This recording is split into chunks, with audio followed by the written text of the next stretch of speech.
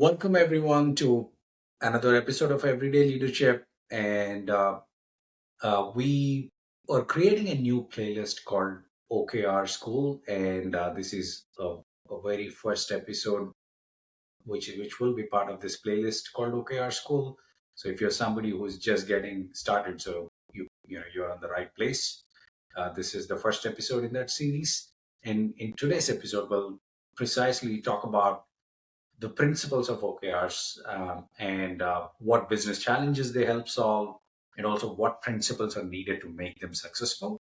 And with that context, we have with us Ian Harvey, who's been with working on OKRs for a long, long time to bring the message and you know to help us with his expertise. Ian, let's start with a quick introduction of yourself, since this is the first episode, and then we'll launch into the questions. Sure. Thank you, Pradeep. I'll keep the introduction brief so we can get into the valuable stuff. So I'm an OKR coach and consultant. I work really with organizations to help them overcome strategy and OKR problems, generally scale-ups and startups, but I've worked in some of the world's biggest organizations as well. I guess I got into OKRs because OKRs as a framework are answered two questions, which I've always asked during my career. Why are we doing this? How will we know we've succeeded? So that was my intro, and I still love those two questions today. No, yeah, those are great questions to keep track of. Now, let's start with a quick introduction of what exactly are OKRs. So, let's have a quick explanation for all those new people who might be watching it for the first time. Sure, yeah. So for the beginner, OKR is a goal-setting framework popularized at Google and shared to the wider world by a guy called John Doerr in a book called Measure What Matters.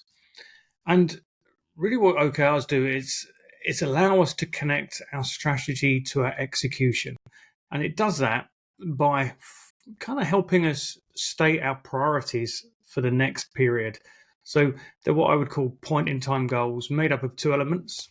Your objective, which is a qualitative description of what you're trying to achieve, and then matched with key results. And key results are a measurable way to actually assess if you're achieving the objective you've defined.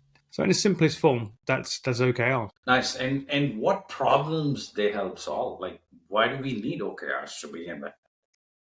Yeah, it's a great question. I think if you're thinking of using OKRs, that's the most important question you need to answer. Why? What jobs to be done are they doing for you?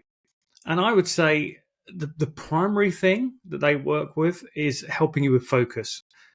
And I've yet to work in an organization, Pradeep, that didn't have a focus problem. It's not just organizations. Even as individuals, we're always trying to do too much concurrently. And OKRs help us to focus on what's most important. They make us make that choice and be explicit about it to the people in our organization. So closely related is alignment. And when individuals in different groups come together, they are often misaligned in a few ways. And the primary one is disagreeing on what's important. So when you ask another team, can you help me with this? They may view the organization's priorities differently. OKRs help you clarify that. And the kind of third big thing for me is they help you know if you're on track. So OKRs implicitly with their measurable element help you decide, am I on track to hit my objectives? Do I need to choose a different path? Is the way I'm going working? So they're a way to help organizations know when to pivot as well. No, that is very interesting because focus is a complex problem, and as the Mm-hmm. as the size of the organization increases, the activity just increases in a very big way. And how do you map that to outcomes? And I think, like you said, OKRs can be a great vehicle for that. And I also uh, faced many times of the situation where you mentioned that, hey, you are dependent on another team for something, then how do you get them to spend their time on Mm-hmm. something that you are blocked on? Now, where is the incentive? So tying all of that into OKRs, I can clearly see how important it can be. But yeah, completely agreed. So helping needing focus in the organizations can be critical, and that's fairly a complex problem. Sure. Sure. And I think one thing important you touched on, you hit sort of very important word there. OKRs also help us make this mindset change from focusing on outputs, what we produce, to outcomes, what we achieve. And that sounds really simple, but as humans, we naturally jump to solutions. We think about the projects we're building, the features. OKRs trying to wrestle that back a little bit and say, yeah, but let's make sure we're focused on what we're trying to achieve. So that outcomes thinking is critical to OKR. Good So spot. true. And what sort of principles can we adopt? Let's say I'm an organization and I wanted to adopt OKRs, and what sort of principles am I adopting along with the OKRs? Yeah, great question. I think principles is a really good framing. I think where we struggle sometimes with implementing change is getting too hung up on the rituals or the blueprint or the exact tasks to do a framework. If we focus on the principles, I think we're likely to have a better outcome. And I tend to think about OKRs as a set of principles. I mentioned this briefly, but the first principle I have is that OKRs help us implement our strategy. Now, if you're thinking about how you're going to win as a business, it's no good to think in sort of 2-week sprints or quarters. We need to have a view of how we're going to beat our competitors, how we're going to serve our customers best, how we're going to delight them, how we're going to solve their problems. And to do that, you need a strategy. So I call it, how you articulating how you're going to win. That's really crucial. What are our key customers? What problems are we solving for them? Also, things like what do we need to do better as an organization to be successful? So, first principle is winning is hard. You've got to articulate how you're going to do it, and usually we call that a strategy. And expanding on that, like how do the strategy looks like a pretty loaded term. How do companies generally articulate? Let's talk about startups or scale ups. How do they articulate strategy to their employees? Because how do they ensure that everyone sort of understands the strategy even before OKRs? I'm a bit curious. How do they articulate it? Is that what are the existing methods? Yeah, so I think one of the things I would say about articulating strategy and communicating it, and it's a incredibly important topic in its own. I think one of the things to understand is that we all hear and listen in different ways. So, first of all, one way to not do a strategy communication is produce one deck, send it out, and hope for the rest of the year everyone kind of follows it. So, strategy needs to be communicated probably in multiple different channels. It needs to be re-emphasized. And we start really, I think, by answering some of those key questions. It's, we've got a vision.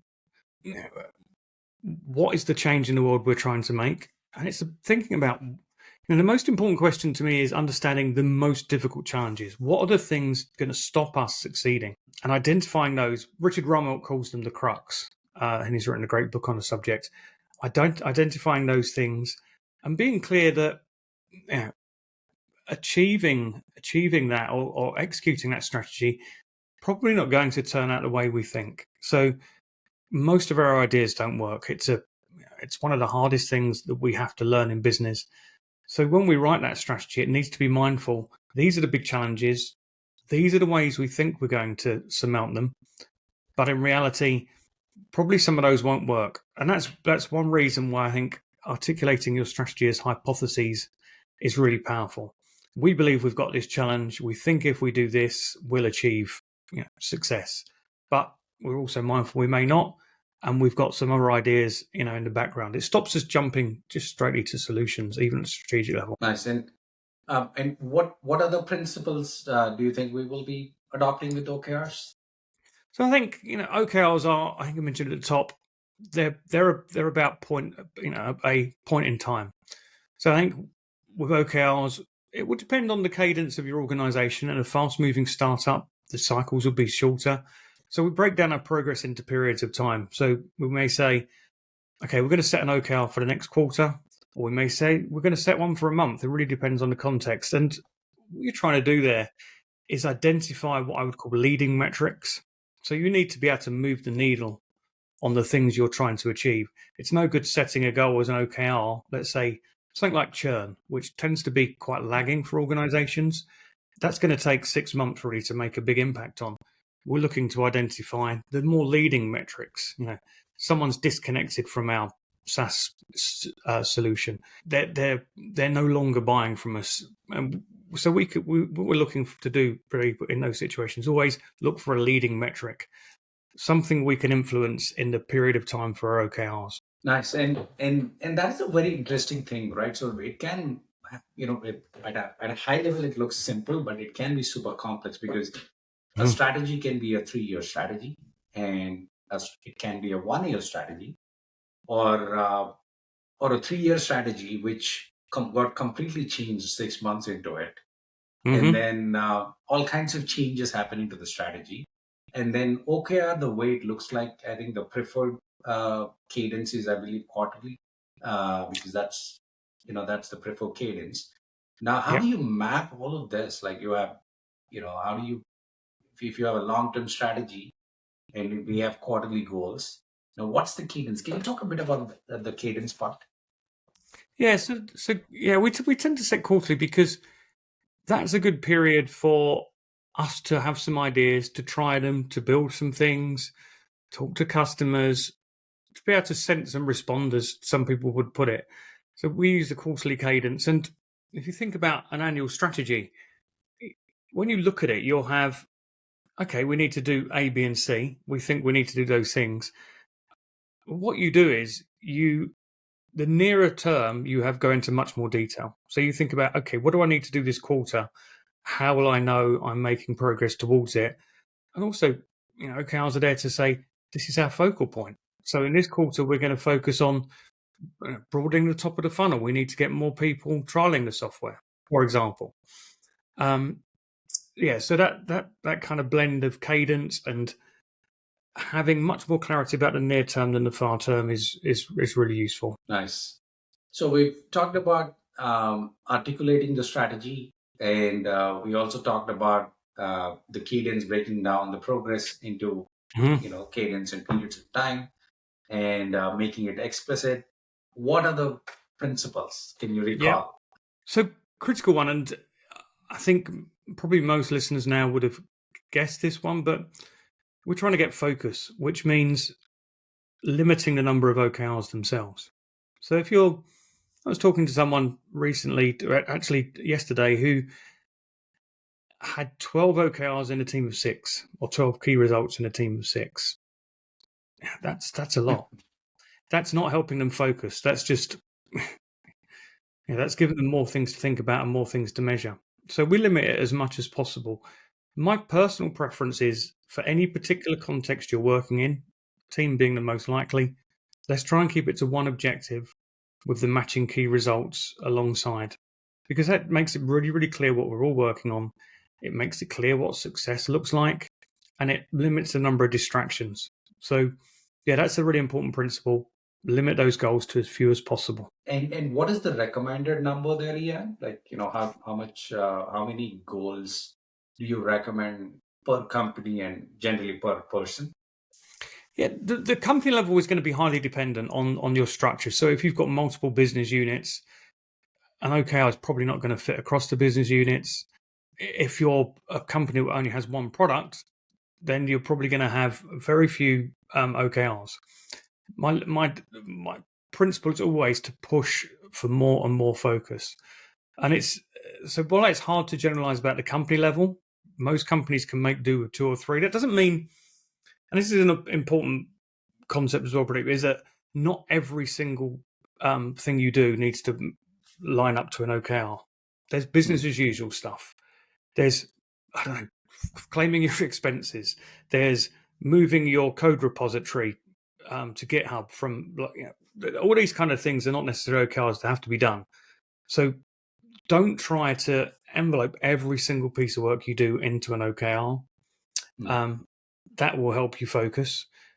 But then at the team level, I think we can be more explicit. At the team level, really try to have one objective with the matching key results, probably around 3, but can be even 2. And just the power of narrowing down what you're interested in is very powerful. It's uncomfortable for a lot of people because people like to have a lot of ideas, kind of, well, what if this doesn't work? We need to be trying this. But by focusing, we actually shorten those feedback loops. And the power of OKRs really kicks in there. Nice. And it's very interesting that, so you're saying, so there can be activity that may not directly map to some of the OKRs, and that's okay. Is that what you're saying? Yeah, that's absolutely critical, that you do have that mindset, because you can tie yourself in knots trying to make sure everything lines up to an OKR. And I think that comes from, it's a leadership mindset almost, where you want everyone to feel important. That's not the job of OKRs. That's the job of line managers and leaders. If you're working in accounts payable, you've got to do that. You've got to keep our suppliers happy, for example. Probably not going to be an OKR about that at this particular point in time. So, yeah, OKRs are not there to make everyone feel important. I see. So I think they have a pretty interesting scope there. I think it's to bring the focus, like you mentioned, but then having a clear and few as possible goals is also important, because that's the whole point of bringing focus.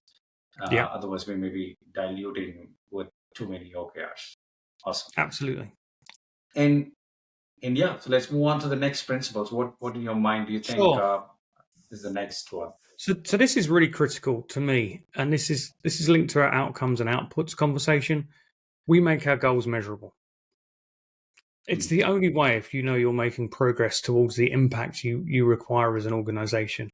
Now, there'll be plenty of examples, even in Measure What Matters, John Doerr's book, which really are just feature building or output creating. Those don't make useful OKRs for me, because what if you build something and it has no impact for the company? That's not useful. Exactly. And we've all been there. We've all done stuff. I mean, I've been at celebration parties for launching stuff, and then 4 weeks later thought, hold on, nothing has changed. We've got no new customers, or so we make our goals measurable, and I like to think of them as outcomes. And the definition I kind of worked out with Felipe Castro was that outcomes are measurable beneficial effects for, and I think of 4 different types of people. The business itself, so your company, your customers, and the best OKRs tend to be about your customers, frankly, because if you're making them succeed, you're creating value for them, you can come and capture it later. They can be about your stakeholders, and that could be anyone. It could be suppliers, it could be reducing the carbon footprint of your organization. And finally, for the employees themselves, which can be equally important, creating a happy working environment, a productive environment, creating an engaged environment is really important. But emphasize that most of your OKRs should be about customer outcomes. Nice. And is this the part that many people struggle with? Like, is it easy to make these goals measurable? It's basically, I think it's amazing to have people think about it, but I'm just curious from your experience, do people struggle making their goals more measurable? Yeah, absolutely. I think because we're so used to at work tracking what we're reducing. Your manager comes up and they say, how's this feature coming along? Or, how's that data cleansing working? So we're programmed to think like that. We all jump to solutions. Taking a step back and think about why we're doing this is quite hard, especially as what we're trying to do is identify these what I call leading metrics. It's easy to say something like, I want to reduce churn or improve sales or customer lifetime value, but actually identifying things that connect up to your strategy, but also can be influenced in a reasonable time period. That's where the real challenge is. The stuff isn't easy. Nice. Yeah, that makes sense. I think, and simple things, and I, we see tremendous value in doing some simple things like this. But moving on, let's move on to the next principle. Yeah, and we're coming into now a leadership principle, really, which is crucial, because OKRs, when we set OKRs, we work with the leaders and the team together to agree what kind of problems we're working on, and also to jointly agree on the targets we're trying to achieve. Once you give the team that target, they then need to be empowered to work out how they're going to achieve it. And leaders can't tell them how. So this is the old model of the feature factory or the highest paid person's opinion. They won't work with OKRs because you need to let the best paths emerge. And the people who are best suited to that are the people in the teams who are probably having the most contact with your customers, who understand the technology capabilities. So leaders empower teams. They help them understand the context. They set that strategic vision for them. But what they don't do is tell them how to achieve the goals. Nice. And this is a very interesting problem because this can have many corner cases. Like, for example, let's say I'm a leader and, I pick an objective from the top, let's say from my boss, Mm-hmm. which I want to solve. But in order for me to solve, I am dependent on two of my sister teams. Now, who is the DRI for this? Like, am I the DRI for this, or will they be aligning with my goal, or like, how does it work? Like, when I have two parallel teams that I'm dependent on to achieve the goal, how do I break it down? Yeah, that's a great question and a common challenge. And I think it's also, we're getting into team topology kind of discussions here, but it's one reason why we try to. I'm sure you're familiar with the concept at Amazon of single-threaded teams and people responsible for one problem and one problem only, and having a whole team who approaches that. So that's the first step: is to try and build teams that can approach a whole problem and don't need to collaborate as much. When you do need that and you can't achieve that kind of goal, then it's important to share OKRs across teams. And OKRs can lend themselves well to that. And this may be an example where maybe a team is working on one or two OKRs because they're working with a couple of, as you said, sister teams, but they have to have that same kind of connection to the goal. So cross-functional, but also cross-team OKRs, shared OKRs are an important way to achieve that. Got it. I think this itself can be an episode in itself. I think, uh, given this is like a common problem and Mm-hmm. breaking it down with examples, maybe people have, at least the ones who are adopting for the first time, can have a better understanding of how to go about it. Yeah. And yeah, moving on. So let's move on to the next principle here. Yeah, sure. So one of the things I emphasize with teams, and is this a strictly OKR principle or practice? I think it's important to grasp it, but it has a wider connotation, and that's the idea of working in short feedback loops. So not to think about things that are going to take 3 months to produce because you get to the end of your OKR cycle and if it doesn't work, oh damn, we've achieved nothing. So try and identify ways of building evidence. Imar Gelahad would call it, his book Evidence. I'm trying to think what it's called now, evidence led, I think, but bringing that into your thinking so that we test ideas in the shortest and cheapest way possible. Sometimes that means building and releasing features. Sometimes it means building prototypes. There's lots of different sort of testing ideas there, but this idea of short feedback loops, it's the way you build the most confidence you're going to achieve your OKRs. Yes, and that totally makes sense because it's sort of I come from the startup world, and they have this concept of lean startups where Mm-hmm. where they ask you to build just absolutely what's needed and then Mm-hmm. test it before overbuilding is expensive, at least. But yeah, totally makes sense. These are simple principles, and I'm surprised like how the impact of these things in when we put this in perspective with OKRs. Amazing. And yeah, let's talk about the next one. What's the next principle? Sure. And this is kind of something I'm seeing more and more in OKRs and beyond, and it really connects to our strategy. And I want to say is that we prioritize learning. So time to learning is one of the. You're not necessarily going to measure that exactly as it sounds, but if you prioritize learning, what you're doing there is understanding where, going back to strategic hypotheses, you understand quicker where they're wrong. So let's say we produce an OKR, and but actually what we find out is that one of the principles of how we feel we could succeed as a company, we realize we can't do that, or it's not going to have the impact we want. Learning that is more valuable than hitting the OKR itself. So we're always trying to learn in a way that questions and challenges our strategy at the highest level possible. So if we prioritize learning above everything else, that I think we're on the right track there. And I do feel this is a topic that's becoming more and more prevalent, not just in strategy circles, but in delivery and development circles too. No, I think it's so powerful, and I think it's. I believe I see a lot of employees, they get a bit frustrated with changing priorities, but making that part of the culture and Mm-hmm, sending a message that hey, these things will keep changing, and the objective here is to learn and grow, mm-hmm, than having a fixed mindset.